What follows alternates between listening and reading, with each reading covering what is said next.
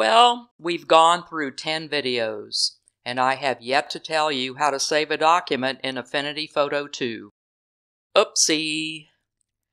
Let's take a look at the two images I have open. If you click on the tabs, they look exactly alike. Well, more or less they look exactly alike. So let's take a look at the first tab. If you mouse over each photo, you should have a description, and on this one, if you notice, the file type is a JPEG file. If you mouse over the one that we don't have open yet, you'll notice that the file type is an AF photo file. It's an Affinity Photo file. These are saved in two different ways, and the way that they're saved is important. To save it as a JPEG, you don't really save it, but you export it. You go to File,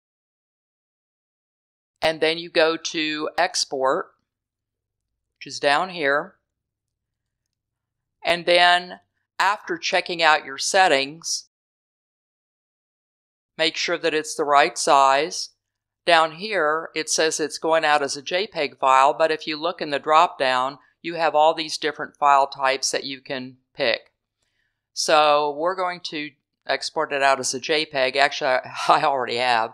And then you just press Export, and then it will come up so you can navigate to where you want to save it, and then you'll give it a name and save it. Since I've already done that, I'm going to cancel out of this one.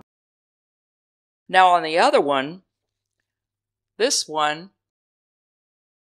the Affinity Photo file, let's click on this one and take a look at it. On this one, the way that it was gotten out of here was I went up to File, and then I went to Save As. So you go to Save As, and then if you look here, you'll notice that it only has one file type selection. So again, you can navigate to where you want to save it, but the only file type that it gives you if you go to Save As is Affinity file. So let's cancel out of that one, and then let's take a look. Let's go back to the first one. This is our JPEG file. On the JPEG file, you'll notice that we only have one layer. We have the layer that's called background. Now, when this was saved, all of the layers were compacted, so to speak, into this background layer. So because of that, we can't alter anything once this was saved as a JPEG file. So even if we hit this, the only thing that's selected is, of course, the layer that's there. These are no longer layers. But if you click over on the Affinity Photo file, you'll notice that we have all these layers that are still there. We have this one, and then this one. We have two text files, and then we have our background file.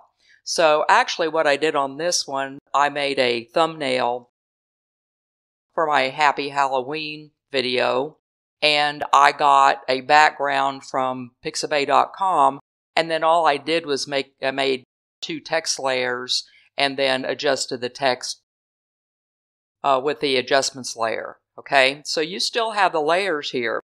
Now this is important because if you are sure that you don't want to make any adjustments to your project, and think about it, you could have 10 different layers on a project.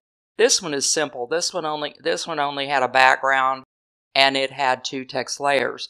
But if you save this as a JPEG and you bring it back in, you won't be able to make any changes on the text.